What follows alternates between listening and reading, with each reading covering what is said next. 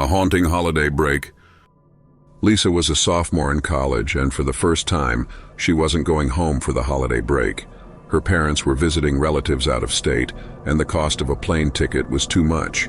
She figured staying on campus would give her a chance to catch up on studying and enjoy some quiet time.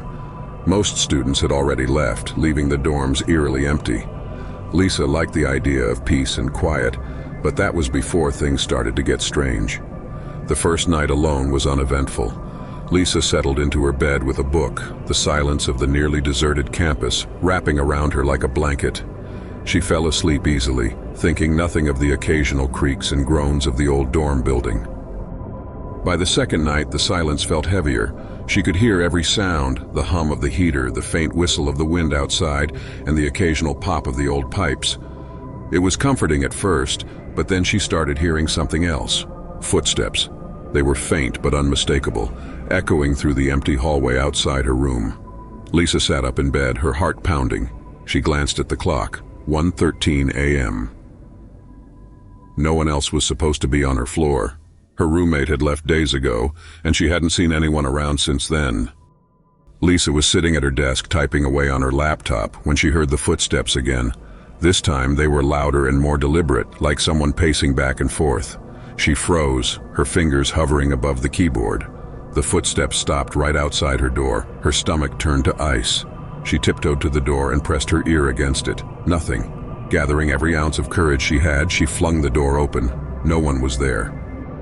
She stepped into the hallway, her heart racing. The air felt colder out here, and she could have sworn she heard a faint whisper, too low to understand.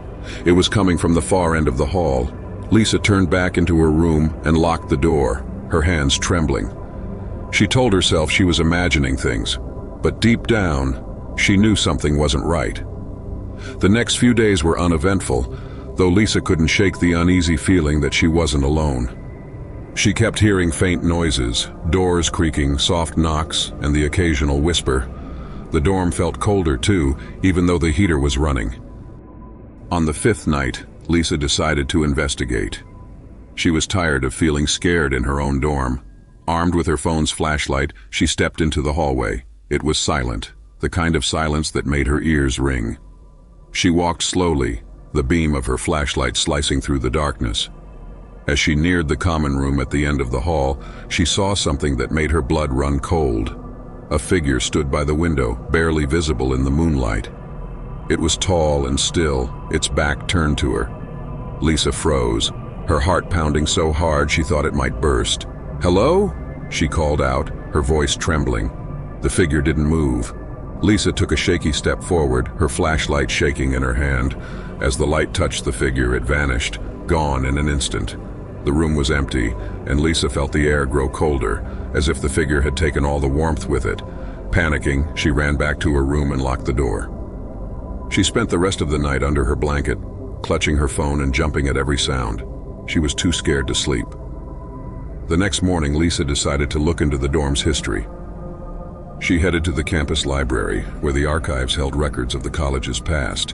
What she found made her stomach churn. Years ago, the dorm had been the site of a tragic accident. A student overwhelmed by stress and loneliness had fallen from the common room window late one night.